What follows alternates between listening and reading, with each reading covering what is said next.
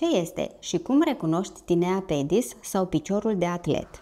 Ai mâncărimi între degetele de la picioare și pielea ți este descoamată? S-ar putea să nu fie doar o iritație obișnuită. Sunt dr. Petronela Cosma și azi vorbim despre tinea pedis, cunoscut și piciorul de atlet, o infecție fungică frecvent întâlnită, provocată de fungi care iubesc mediile umede. Afectează de obicei spațiile dintre degetele de la picioare, dar se poate răspândi pe talpă sau chiar pe unghii. Cum să recunoști piciorul de atlet? Piciorul de atlet se manifestă prin mâncărimi, arsuri, piele crăpată între degetele de la picioare și uneori vezicule umplute cu lichid. Spre deosebire de uscăciunea obișnuită, aceste simptome sunt adesea însoțite de un miros neplăcut. Cunoașterea simptomelor îți poate salva picioarele de disconfort și